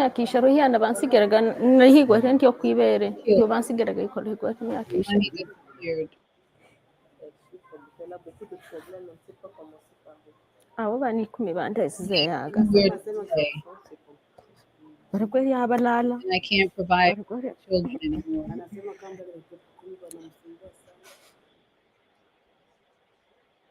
Now, watching something like that could bring tears to your eyes if you have a heart. But I have been for the last 82 days crying over the Palestinian situation. And I realize that tears have to come, but then we need to process the sadness, the tears that we're seeing on social media and everywhere, and realize that we who are conscious, we who have a comfortable life here, we who have our cell phones, we who are very protected from bombs for the most part, we have to speak up and be clearly focused about this country's responsibility and the blood that's on our hands because this government is so corrupt. This government needs to go. We need to... another thing? Go ahead. Another thing, it shouldn't be up to the United Nations. Africa has what they call the African Union. That's Africa's United Nations. Just like down in South America with these countries in South America, in Mexico, and they have the OAS, which is the Organization of American States. That's their United Nations. So Africa has the mechanism to take care of those problems. They just need to be better organized. Well, South Africa. I don't know if you know. And you talk about Israel further. Back in 1967, you had a large contingent of Black Americans who went back to Israel to claim their birthright or their land, saying that they're the people of the book, which they have a right to do. Yes. And ever since then, the Israeli government has been trying to expel a bunch of them and not recognize them. Right, in Dimona. They left the United States and went to Liberia. Right. And stayed in Liberia for a period of time. Then they trekked over into what's now called Dimona. Right. And they're there today. It's about 2,000 of them. They're self-dependent, self-sufficient, and all those things. And that's a small amount of people compared to the population of the United States, who are well aware that those people over in Israel who call themselves Jews are not Jews. We know that now. Most of us who have studied, we know those pale-skinned Zionists are not the original Jews for the land. There are probably more Palestinian Jews who are being slaughtered and killed who have heritage or lineage in the land of Israel than the ones who claim to be the originals who are Zionists. So we're looking at this amazing drama that's being played out in Israel, and our government is so complicit in every aspect of it. The blood that's being shed, the destruction of Palestine. There's all kinds of plans that they're making to build a canal through Palestine and Gaza. And so Satan Yahoo wants to mow the lawn, get rid of all those people. And that yet we still have people debating on whether Hamas should be destroyed. That's a ridiculous point at this moment, because we have heard from the mouth of Satan Yahoo and these white supremacists and the Zionists that they want to get rid of those people in Gaza, Palestine, and even the West Bank. So we clear focus in 2024. What is our role? Anyone listening in Europe, China, anywhere, if you're listening, America, what is our fault? We have to get rid of this corrupt Zionist government in the United States of America and wipe out and start all over if we can, because we have a lobbyist system.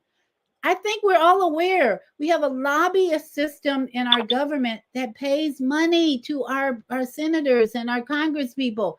They are not listening to the people.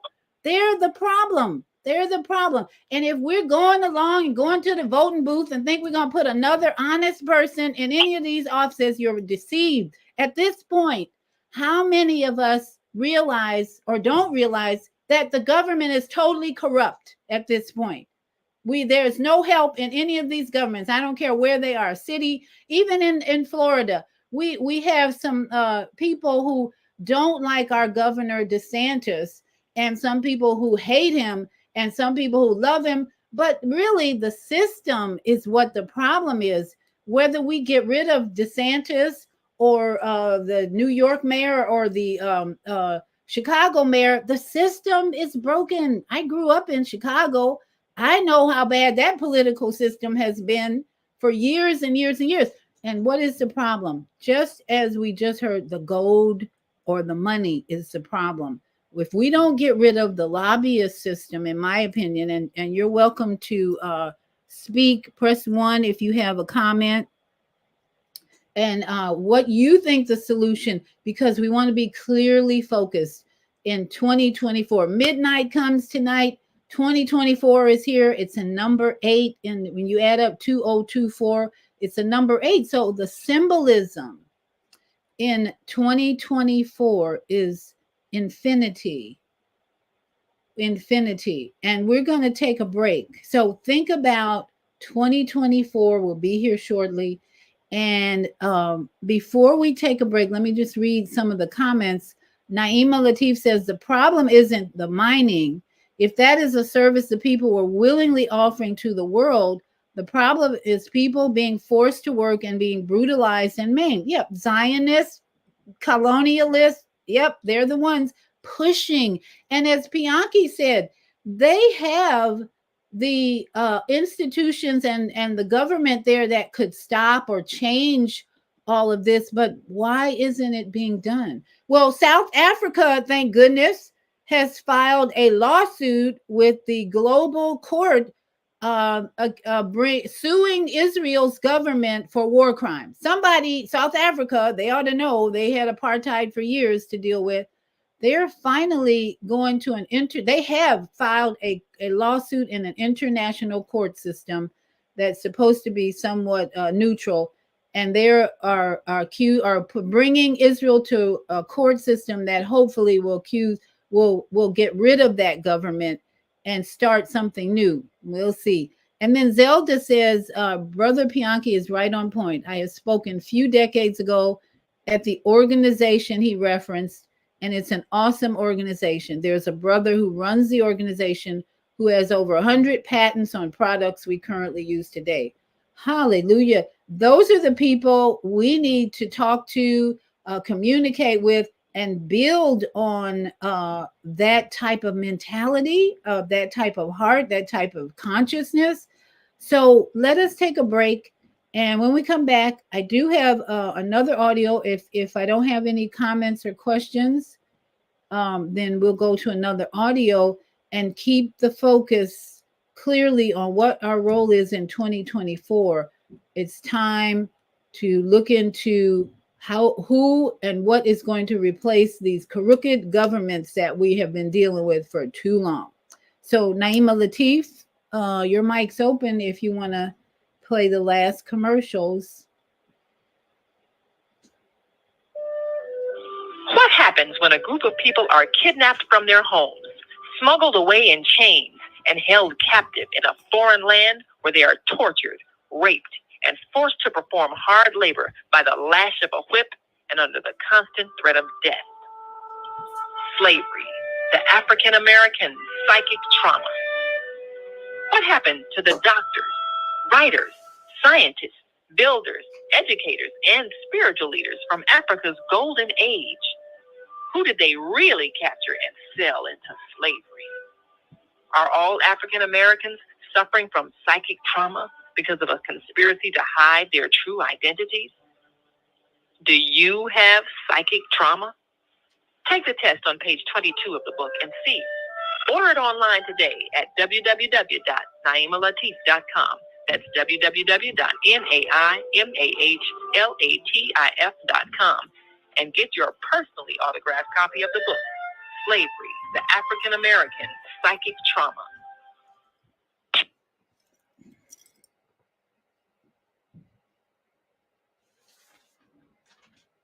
Oh, man, God sent the monthly sun bill today. This sunlight is really expensive, especially during this season. I'll probably have to work overtime to pay it. Well, you better pay it on time. We don't want the sun to go out and we're sitting up here all day in the dark. Wouldn't it be terrible if God charged us for sunlight? Well, thank God, the light and heat from the sun is free. So why are we paying such high bills for the energy we use in our homes? Because we don't know how to use solar energy, the free energy from the sun. You can convert your regular home to a solar energy home and save tremendously on your electric bill. Take a look at your electric bill. Wouldn't you like to reduce or possibly even eliminate that cost altogether? Let one of our solar consultants show you how. Call today, 312-849-3456, and schedule a free consultation. That's 3, 4, 5, 6.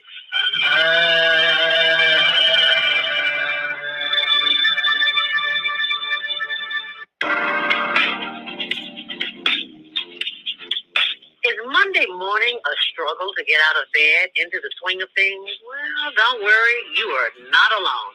Join us for thought-provoking, stimulating, and mindful conversations on higher learning with Delta Speaks for your Monday morning mindfulness session on Blog Talk Radio, The Female Solution, Mondays, 7:30 until 9 a.m.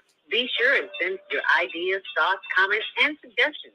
Also, if you'd like to be a guest on the show, visit zeldaspeaks.com and send us your info. We'd love to have you. Experience mindfulness moments with the mindfulness/stress relief coach, Zelda Speaks. And thanks for sharing the mindfulness moment tip of the day. Stay on purpose, stay empowered, and stay tuned to your next session of mindfulness on higher learning with Zelda Speaks. Make it a mindful day. And thanks for listening.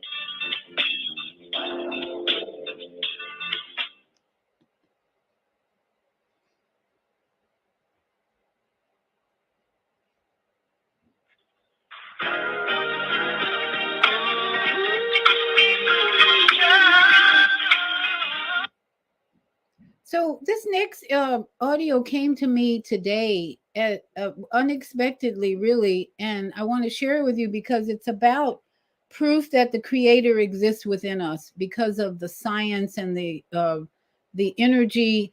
And most important, Dr. Leonard Horowitz is in this video, and he talks about how we are being genocided as a people and how that's happening. So it's a long one, but I'm only going to play like maybe 5 minutes so that you can get the teaching that he gives about how we are all being genocided by what our government is doing to us. Take a look. Your DNA is an antenna to the Creator that operates like a Tesla coil because of the creative juice in you, water.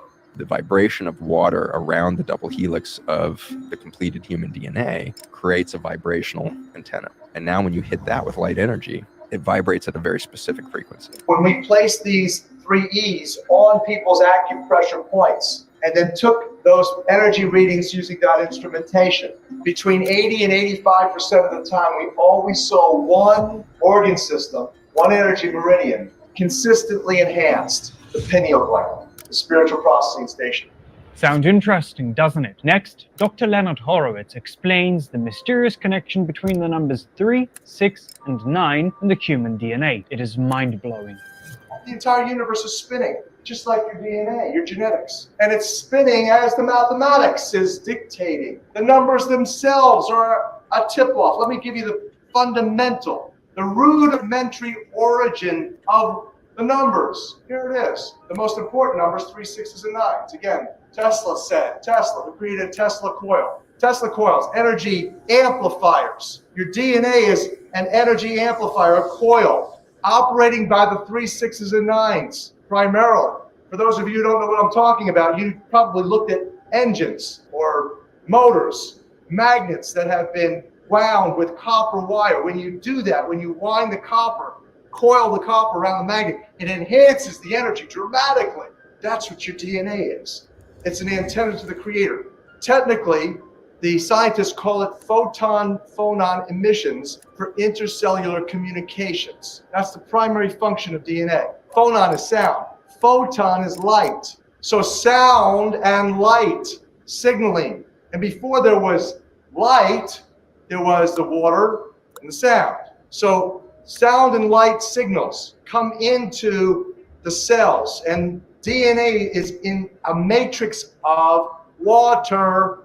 Your DNA is an antenna to the Creator that operates like a Tesla coil because of the creative juice in you, water.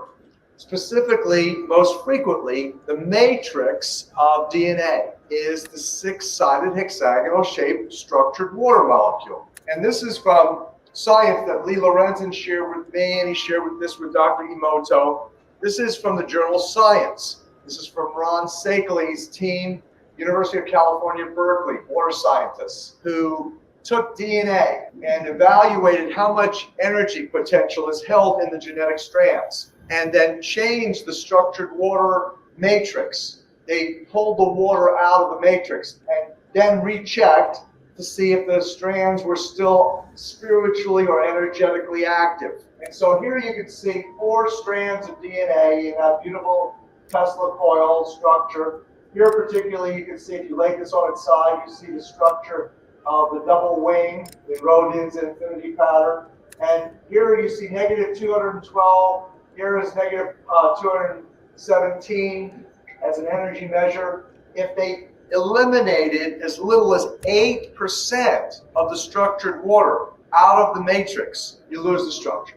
It unfolds, and look at what happens to the energy signaling. Negative 12.3 goes down dramatically. Praying over water to have a dramatic effect. Dr. Emoto's greatest contribution, that you can take muddied water like this. This is actually 20,000 magnification of water that is consistent with all of the municipal water systems, all the fluoridated and chlorinated water systems that the public health officials allegedly give us to protect us. In fact, they're simply poisoning us. At the highest levels, it is absolutely certain that there's no need for this. You think about this. We now know that the most expensive, and they're the most expensive and most effective of all of the water purification systems in the industry, is ultraviolet light. The light, the frequency resonance, kills the pathogens. How expensive would it be for us to really install all that type of technology for mass municipal water systems?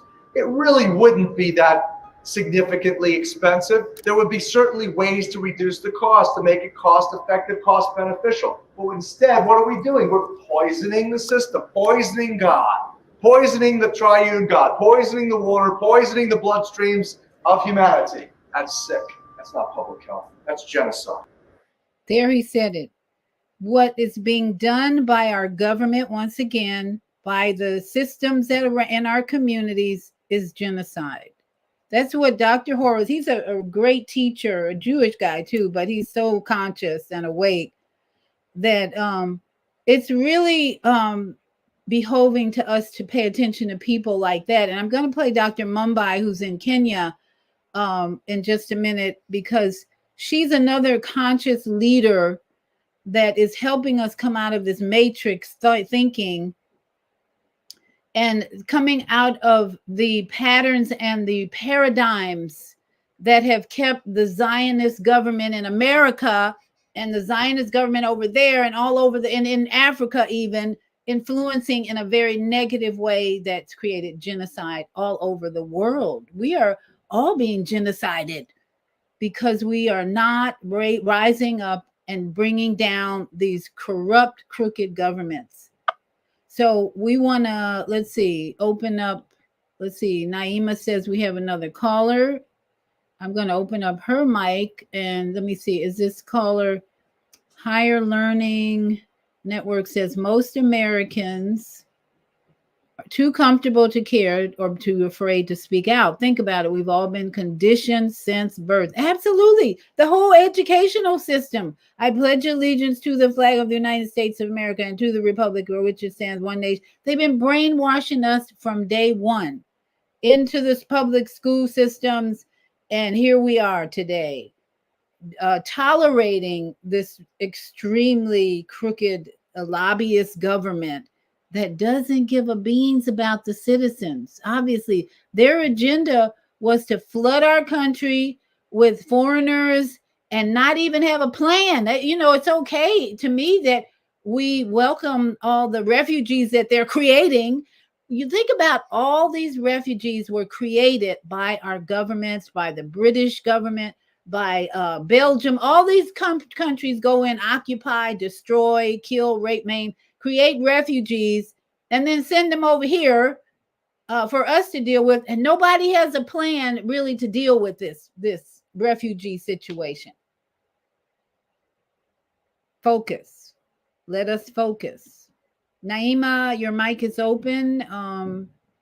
We have a caller. Yes. Yeah. Are you able to hear me? Yes, I am. Okay. And Caller on the on-air radio network. Your mic open. You have a comment?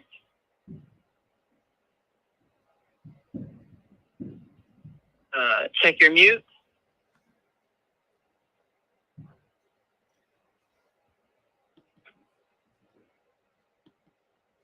Make sure that they didn't have a comment on the on-air radio network. Did you have a comment?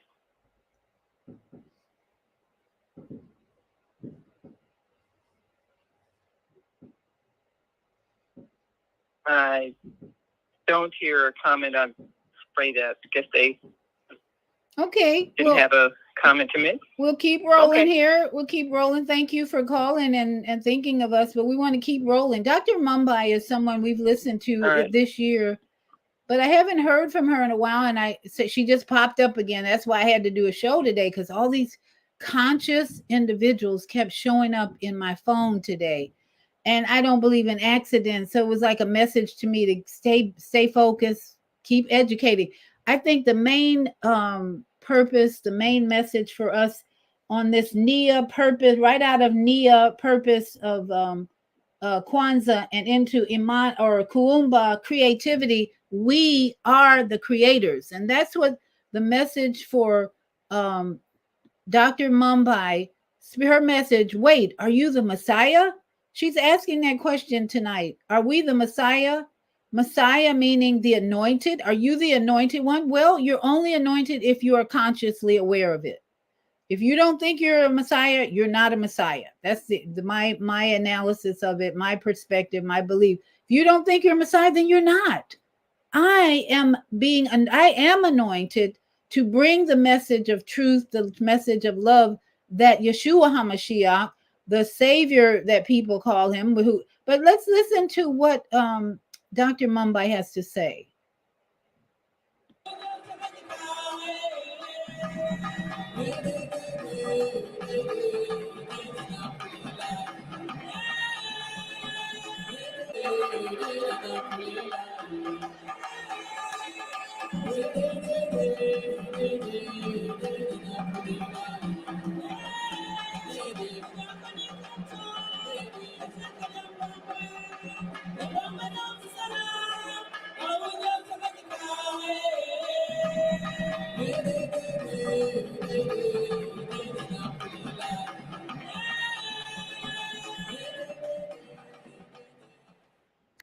Greetings, family, and welcome to another Dr. Mumbi Spiritual Show. Although this actually could also be an Ask Dr. Mumbi, because I get so many questions about 5D reality. What does it mean to be in 5D? How will I feel when I'm in 5D? How do I know if I'm in 5D? And so I thought I'd go into, I was thinking one per episode, because they're each are kind of deep, but we'll see how it flows, of doing 5 things that will confirm to you that you are in 5D. And the first one, I think the first thing that you realize when you hit 5D is that you're not here to be a savior to anyone. Even that thing of like how we came here and we felt we had a certain destiny where we were supposed to do this or supposed to do that, or, here to help Mama Earth and all this stuff. What I found is that when I hit 5D, all of those things fell away. And I felt like even those were somehow traps of the higher mind, thinking that you have to come here to save humanity, or you have to come here to, to save Mama Earth or anything like that. That is not the reason why we came. And you'll only in and understand this if you're in 5D reality. And so this will just be a confirmation. But if this is sounding like alien to you, then you're not quite there yet, because the savior complex has got to go. We're not here to be the saviors of anybody, but what we are here to be is each other's cheerleader. And some of us will be given a global stage where we can be a global cheerleader. Some of us will be given a national stage where we can be a national cheerleader, a national leader, in terms of maybe some of us have come in with gifts of governance, spiritual governance. Maybe some of us were spiritual judges or are spiritual judges in the worlds where we came from. But as chosen ones, one of the greatest higher level traps that we were in was thinking that we are here to save the world. Just by you being here, family, just by you being born, you saved whatever world there was to be saved. Just by you existing, you have either a positive or a negative impact on the world. So the more positive you are, the more high vibes you are, happy you are, joyful, at peace, in a Zen place, just vibing with life, the more you're there, the more you so-called save the world, but the more you have a massive impact. But if there's anything that you are here to share, like that is how we're saving the world, by being here, by working through our stuff, by releasing, some of us are releasing ancestral issues where we were called in as one of the oldest ancestors of our bloodlines to kind of rebalance a bloodline. Some of here are seriously on a reconnaissance mission, sent from other galaxies to see how this world went wrong, how this world fell out of balance so that it doesn't happen where we're from. So it's like we're here to collect the vaccine, the mental and spiritual vaccine, the immunization that we can take back to our planets, and it will enter the library of those planets, stories for other days. If this is sounding alien to you, this is not your message, family. And just feel free to, I get so few of those though, so I'm not even going to focus on that. But family, we are not here to save anyone. We're not even here to save the world. We're here to transform ourselves into an even higher mind being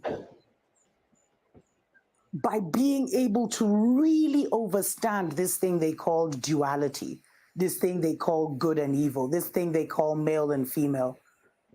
All these, you're this or you're that, when we're all of it at once. And the next thing I'm going to talk about, family, is how you must embrace your dark side. You're here to be both good and bad. You know the way they say you're a villain in somebody's story.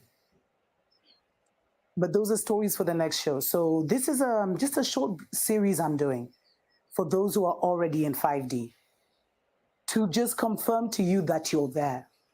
One of the first things that will fall away is the savior complex. You're not here to save anyone. And if you go even further, even you do not need saving. You just need a mental readjustment.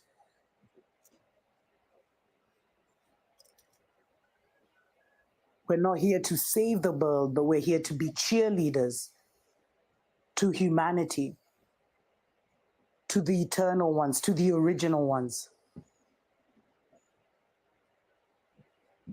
to the ancient ones that have somehow gotten trapped in this body and have actually started to think they're this body. We can't save them from that situation, but we can cheer them on. We can be an example. And that is why we, if we allow it in our lives, are about to live the most magnificent, the highest, bestest level of our wildest dreams. So you can be an inspiration to everyone who is connected to you through mind, through knowing your story, through having gone to school with you. You are about to witness and experience perpetual victories, because all we wanted was that heaven on earth, to live our greatest dream. And that is it, really. And in doing that, we serve as an example for people to correct their own minds, or to follow the path we have followed, not by trying to leech onto us or trying to siphon our energy, not in a form of fear or in a form of panic, but in a form of inspiration, where I can also do that. I can also change my life. Because no one is going to change anybody's life by trying to get in their energy and do anything.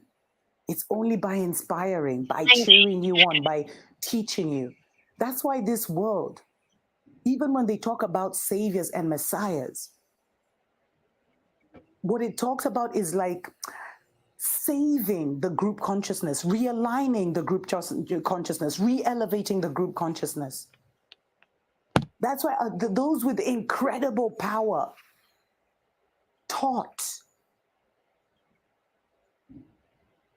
healed as an example of healing, 8 seconds, died and resurrected themselves to show that death was not real. And I mean, they weren't even in this reality for long. This kind of mental thing it's been very short, but it's been so negatively intense that it seems like it's gone on for thousands of years. It hasn't. But let's just say that for now. The first sign, family, that you are in 5D is you know that you're not here to save anyone, but only to cheer them on. And maybe to find your soul group family and all those other things. We can go deeper into this, but that's one of the first things that you know you've landed in the right place. Special shout out to everyone that supports us on Patreon. Welcome to 5D reality. 10 seconds. And as she said, may you take these words with you into 2024 and the rest of your life. You are here to inspire. And everyone here tonight, you have inspired me to do this show tonight by sending your energy, your love, your attention. So I give thanks to the Most High for everyone here tonight who showed up. And that's what we are. Clear focus in 2024 is to show up, be an inspiration, be the light, and teach. All of us are teachers now because we know what's true and we know what needs to stop. We know we need a new paradigm in our government. We have to stop looking for leaders to take us into any new place. We are done with electing leaders. Unless you can sit down and have a cup of tea and talk for 2 or 3 hours, you don't know what that person's going to do as far as taking money and bribes and working not for the people, but for themselves. So everybody, thank you again. We're going to play our farewell greeting for our global family. And the noise is already starting in my neighborhood. People love to make noise before midnight. And so they've already started. Everybody have a safe evening, beautiful, peaceful evening. And 2024 is going to be great because we are the ones that they've been waiting for. It's us. We're the ones. So let's do it together. Collective consciousness is here. We are here. Let's do it. And don't forget, tomorrow morning, Zelda will be here talking about the colored purple. I'm so excited to join. Oh, well, I'll be at the airport, but I'm going to join her at the airport and listen to her show while I can before I get on a plane. So Olivia Macion says, yes, thank you, Olivia, for showing up. Love you, sister. I think we read all these. All right. So we're going to say goodbye to our global family with much love and appreciation that we have a global family. That's why we can't put up with this bombing and stuff. They're bombing our family as well. So we've got to stop, meditate, pray, send lots of love to the Congo, to the Middle East, to Palestinians, Gaza, Israelis, all of those who are fighting for their life and not promoting more war. Shalom. And thank you all for being here.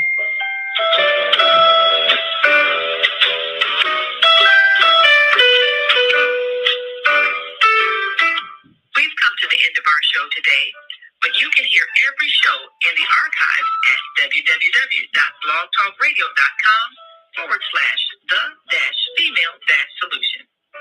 You can also hear today's show on the Female Solution Facebook page. Go to www.facebook.com/the-female-solution. Leave your comments about today's show. You can always reach me on my website at www.naimalatif.com.